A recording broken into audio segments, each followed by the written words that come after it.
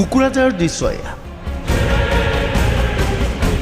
BPFৰ মুৰব্বী হাগ্ৰামা মহিলাৰ নেতৃত্বত একাংশ BPF কৰ্মী ৰাজপথলৈ ওলাই আহিছে। এওঁলোকে আন্দোলনৰ কাৰ্যসূচী লৈছে। কৰোনাৰ এই কালতো শতাধিক লোক ওলাই আহিছে এইদৰে।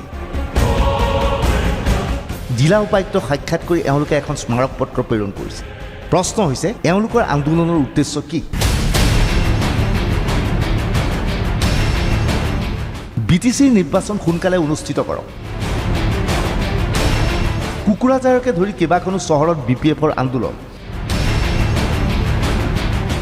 জিলা উপায়ুক্তক সাক্ষাৎ কৰি স্মাৰক পত্ৰ প্ৰদান। কুকুৰাঝাৰত যেতিয়া হাগ্ৰামা মহিলাৰ নেতৃত্বত BPF কৰ্মীয়ে প্ৰতিবাদ কৰি আছিল, সেই সময়ত ৰাজধানী দিছপুৰত সংবাদমেলৰ আয়োজন কৰিছিল ৰাজ্যৰ বিত্ত আৰু স্বাস্থ্যমন্ত্ৰী হিমন্ত বিশ্ব শৰ্মাই। ডিচেম্বৰ পৰ্যন্ত BTCত নিৰ্বাচন অসম্ভৱ। কৰোনাৰ বাবেই নিৰ্বাচন অনুষ্ঠিত কৰিব নালাগে। স্বাস্থ্য বিভাগে জনালে নিৰ্বাচনী আয়োগক। স্বাস্থ্য বিভাগে স্পষ্ট কৰি কৈছে যে নৱেম্বৰৰ 30 তাৰিখলৈকে ইলেকশ্যন পতাৰ পৰিৱেশ নাই আৰু ইমানখিনি আমি ৰিস্ক ল'ব নোৱাৰোঁ। কিন্তু বিহাৰত যি ধৰণে ইলেকশ্যন পৰিচালনা হ'ব, আমাৰ ষ্টেট ইলেকশ্যন কমিশ্যনে বিহাৰৰ পৰা কিছু অভিজ্ঞতা লৈ আহিলে আমি ডিচেম্বৰ মাহত ইলেকশ্যনৰ কথা বিবেচনা কৰিব পাৰিম based on the experience in Bihar. বিহাৰৰ পৰিৱেশটো চোৱাৰ পিছতহে আমি সিদ্ধান্ত ল'ব পাৰিম। কিন্তু স্বাস্থ্য বিভাগে স্পষ্টভাৱে কৈছে যে আজিৰ দিনত নিৰ্বাচন পতাৰ অন্ততঃ 30 নৱেম্বৰলৈকে নিৰ্বাচন পতাৰ কোনো পৰিৱেশ নাই। মুখ্যমন্ত্ৰী ডাঙৰীয়াই 2 এদিনতে এখন সৰ্বদলীয় বৈঠক আহ্বান কৰিব, তাতে এই বিষয়ে নিষ্পত্তি কৰা হ'ব।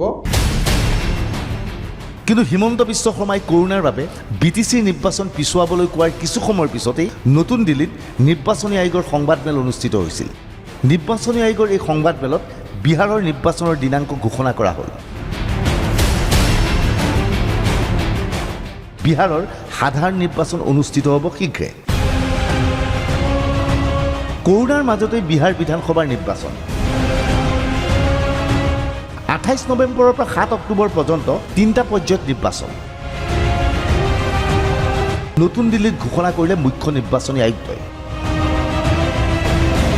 প্ৰশ্ন হৈছে কৰোনাৰ বাবে BTCৰ নিৰ্বাচন স্থগিত ৰাখিব বিচাৰিছে চৰকাৰে, অথচ এই কৰোনাৰ মাজতো বিশেষ নিয়ম নীতিৰ মাজত বিহাৰত নিৰ্বাচন অনুষ্ঠিত হ'ব।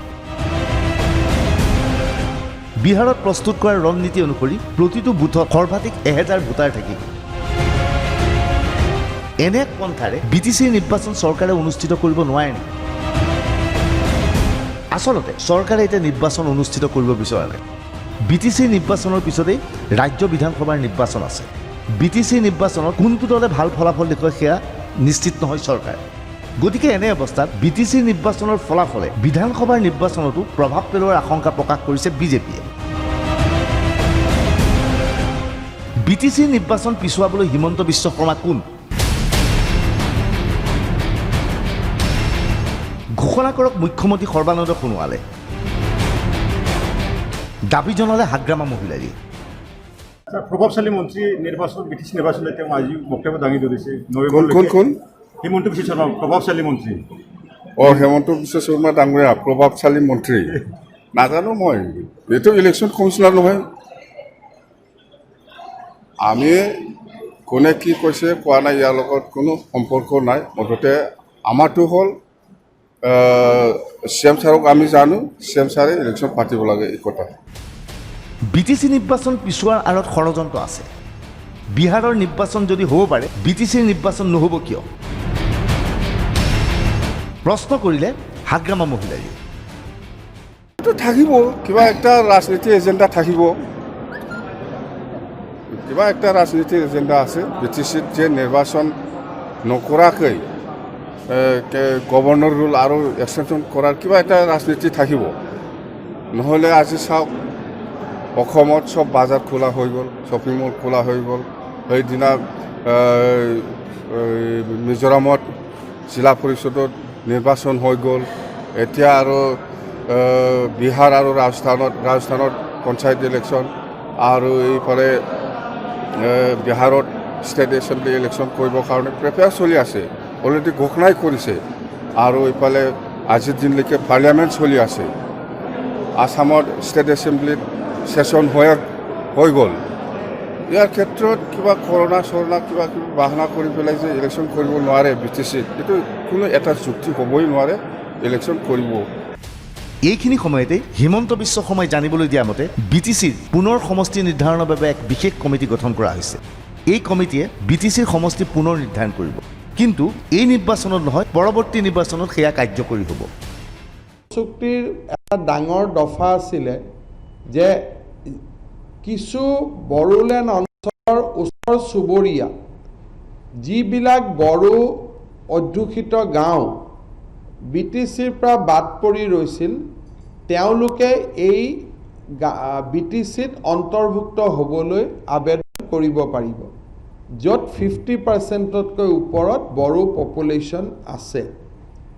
ঠিক তেনেকৈ BTCৰ সীমাত যিসমূহ অনা বড়ো গাঁও আছে, য'ত 50%ৰ ওপৰত অনা বড়ো লোক আছে, তেওঁলোকে BTCৰ পৰা ওলাই আহিবৰ বাবেও আবেদন কৰিব পাৰিব।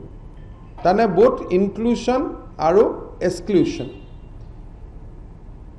বড়ো গাঁওসমূহ সোমাব পাৰিব, অনা বড়ো গাঁওসমূহ ওলাব পাৰিব, কিন্তু বড়োলেণ্ডৰ মাজত থকা গাঁওবিলাক নহয়, অকল সীমান্তত থকা গাঁও বা বাগিচাসমূহ। আৰু এই গোটেই কাম এখন আয়োগৰ জৰিয়তে কৰাৰ সিদ্ধান্ত লোৱা হৈছিল। অসমৰ ৰাজ্যপাল মহোদয়ে আজি সেই আয়োগখনো নিৰ্মাণ কৰি দিছে। অসম চৰকাৰৰ প্ৰাক্তন মুখ্য সচিব PP বাৰ্মাই এই আয়োগখনৰ নেতৃত্ব দিব। এই আয়োগখনৰ এগৰাকী সদস্য হিচাপে BTCৰ প্ৰশাসক ৰাজেশ প্ৰসাদ থাকিব। নিখিল বড়ো ছাত্ৰ সন্থাৰ প্ৰতিনিধি হিচাপে জয়ন্ত বসুমতাৰী থাকিব। আৰু BTAD অঞ্চলৰ অন্যান্য লোকসকলক প্ৰতিনিধিত্ব কৰিবলৈ ডালিম বায়ন তেখেত থাকিব। অৰ্থাৎ আপচুৰ পৰা জয়ন্ত বসুমতাৰী আৰু অন্যান্য সম্প্ৰদায় লোকসকলক প্ৰতিনিধিত্ব কৰিবলৈ ডালিম বায়ন, অৰ্থাৎ PP বাৰ্মাৰ অধ্যক্ষতাত এই কমিশ্যন হ'ব। কমিশ্যনৰ কাৰ্যকাল 6 মাহ থাকিব। তাত আন 3 গৰাকী সদস্য হ'ল BTCৰ প্ৰশাসক ৰাজেশ প্ৰসাদ, জয়ন্ত বসুমতাৰী আপচুৰ হৈ, আৰু অন্যান্য সম্প্ৰদায়ক প্ৰতিনিধিত্ব কৰিবলৈ ৰাজ্য চৰকাৰে ওদালগুৰিৰ ডালিম বায়নক নিৰ্বাচিত কৰিছে। এই কমিশ্যনখনেই পৰৱৰ্তী পৰ্যায়ত BTCৰ আসনৰ সংখ্যা 40ৰ পৰা 60 কৰা আৰু সমষ্টিবিলাকক পুনৰ গঠন কৰাৰ ক্ষেত্ৰতো চৰকাৰক পৰামৰ্শ দিব। Bureau report DY365।